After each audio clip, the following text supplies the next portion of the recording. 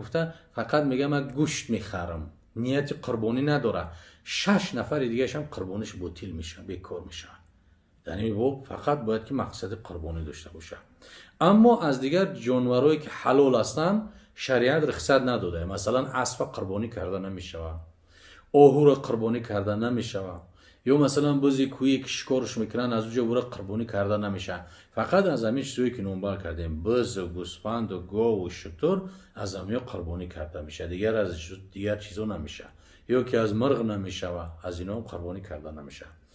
قربانی کردن وقتش بعد از نماز است. برادرای عزیزی که قرآن خونده نمیتونید با زبان عربی، اینا با ترجمه تاجیکی و همچنین با حرفای کریلیکی طرز خوندن قرآن. اینا بسم الله الرحمن الرحیم، به نام خداوند بخشنده و مهربان. هم زبان عربی قدی نویسه، هم با زبان کریلیکی طرز خوندنش، هم ترجمهش هست. انا اعطیناک الکوثر فصل لربک وانحر. اینا یکم آیت به درستی که ما تو را کوثر عطا کردیم. یکم آیت نیم انا اعطیناک الکوثر. هر یک آیتی که میخونه ترجمهش هست، هم به زبان عربی نویسه، هم به زبان کریلیکی نویسه، هم ترجمهش به زبان تاجیکی است. السلام علیکم و رحمت الله و برکاته.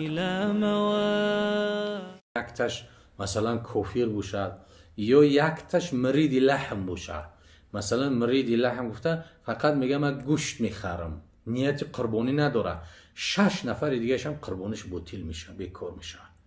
یعنی فقط باید که مقصد قربانی داشته باشه. اما از دیگر جانورایی که حلال هستن شریعت رخصت نداده. مثلا اسب قربانی کرده نمیشه، آهو را قربانی کرده نمیشه، یا مثلا بزی کویی که شکارش میکنن از اونجا برای قربانی کرده نمیشه. فقط از همین چیزایی که نمبر کردیم، بز و گوسفند و گاو و شتر از همین قربانی کرده میشه، دیگر چیزا نمیشه. یا که از مرغ نمیشه و از اینا هم قربانی کرده نمیشه. قربانی کردن وقتش بعد از نماز است. الله عزوجلال در سوره کوثر بیان میکند که فصلی لربک وانحر. فصلی لربک، اول نماز بخون برای پروردگارت، یعنی نماز عید بخون و وانحر بعد یا قربانی کن. ما نحر میگیم ذبح. نحر گفته یعنی شتره از گردن بریدنه. شتره به مثل گاو و گوسفند از مکش نمیبرن، بلکه از گردنش، از سر سینه‌اش جدا میکنه، اینا نحر میگن. اما از تگ مک بریدن ذبح میگن. خب فصلی لربک وانحر، بعد از نماز شما چی هست که میتونید قربانیاتون کنین در شهرها. اما در کوهستان و قشلاق‌جاهای دوردست صبح که دمید میتونن قربانیاشون بکنن. اما از شب یک روز پیش قربانی درست نمیشود.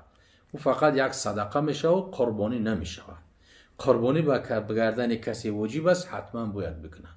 قربانی ها را پیامبر صلی الله علیه و سلم آنچنان یک وعده نیکو داد که با اولین قطره ای که از گردن خونی همون قربانی در زمین میچکه، تمام گناه های اهل خانواده و قربانی میکردگی بخشیده میشه. با اولین قطرش همه سعی و خطا و گناه های خانواده بخشیده میشه.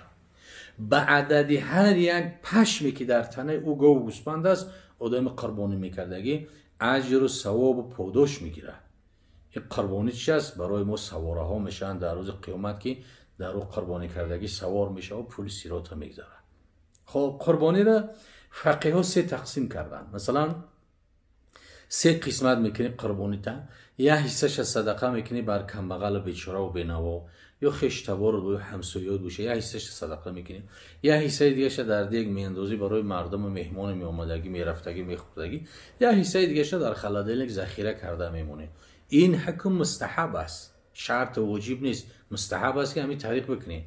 اما اگر به شرطی که انسانی که صاحب عیال است، مثلا در یک اویله کلن است و دختر است و بچه هست و نبیره است که اویله کلان هستن، همون هیچ کدامش صدقه به یگان کس نکنن، میده کرده خودشون بخورن، قطعی مهمانشون، یا ذخیره کنه، قیلش کنه، خوردنشان بگیره. اینم چی است؟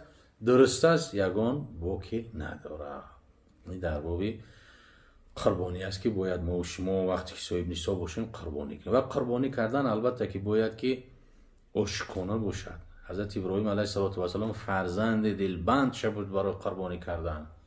و ما یک گوسفند یک حیوان میبریم قربانی میکنیم، گوسفند باید که سالم باشد، چقدر چاق باشد، فربه باشد، کلام باشد، گوسپندی مثلا کور و لاغر شل گنگ شاخ شکسته و گوش بریده و دم بریده و خیلی مثلا که وقتی که یگان کمبودی و نقصان کلان داشته باشه ایره قربانیش درست نمیشه. قربانی باید که عشقانه باشه. بهترین همون نمودش بخره و قربانی کنه.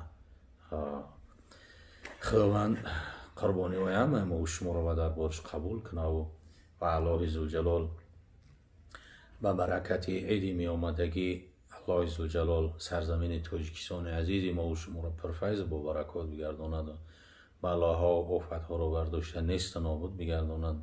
تینجی و امانی را حکم بکنه و این بیماری که امروز در سراسر جهان است الله عزوجلال مخصوص از سرزمین ما از سر تمام مسلمان های دنیا برداشته نیست نابود بگرداند.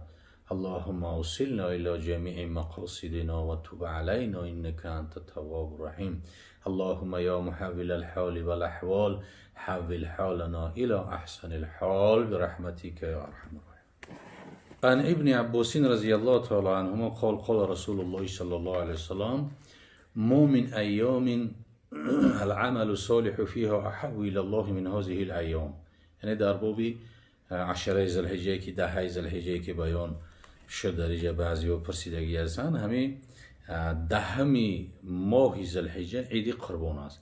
اما از 1 ذوالحجه تا 10 پیامبر صلی الله علیه و سلم روایت حضرت ابن عباس است میگه که ما من ایام رسول اکرم میگه نیست از روزی که عمل صالح در او دوست داشته تر است به سوی پروردگار از همین ایام.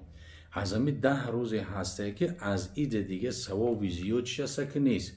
پیامبر صلی الله علیه و سلم پرسیدن که یعنی ایام 10 همین 10 روزه بدگی. قالوا یا رسول الله، گفتن یا رسول الله آیا جهاد فی سبیل الله از عید بهتر است؟ پیامبر صلی الله علیه و سلم گفت که نه لا ولا جهاد فی سبیل الله الا رجل خرج بنفسه، مگر مردی که خارج شود به نفسش و مالش فلم یرجع من ذلک شیء و نگردد از ذلک به شیء. یعنی در همین روزی 10 که در سوره فجر هم خداوند جل جلاله بیان کردگی است و لیال عشر، یعنی در همین 10 هر یک عملی که داریم تسبیح میگیم، تهلیل میگیم، مثلا تکبیر میگیم، خیر صدقات میکنیم، خب روزه میگیریم، همون قدر اجر ثوابی پاداش زیاد دارد. ایده در روایت بخاری حدیث ابن عباس روایت کردگی است. دیگر در روایت مسلم آمدگی است در باب روزه‌ای که مخصوص در روزی عرفه است. یعنی عرفه یک روز پیش از عید قربان یوم عرفه میگن که این حدیث حضرت ابی قتاده رضی الله تعالی عنه از پیامبر صلی الله علیه و سلم روایت میکند که قال سئل رسول الله صلی الله علیه و سلم عن صوم یوم العرفه قال یکفر سنة الماضیه والباقیه. در روایت مسلم اومدگی از ابی قتاده میگه که پیامبر صلی الله علیه و سلم سوال کردن از روز عرفه، پیامبر صلی الله علیه و سلم گفت 1 ساله گناه گذشته و آینده بخشیده میشود. یعنی روز عرفه یک روزی پیش از عید قربان. مثلا عید روز جمعه است، روز پنجشنبه ما روزه میگیریم، انا همین روزه 1 ساله گناه گذشته و آینده ما بخشیده میشد، قدر اجر ثواب پاداشی بزرگ دارد. و دیگر از همون روز پنجشنبه یوم عرفه تکبیر تشریق سر می شود از نماز بامداد، یعنی در 23 وقت نماز.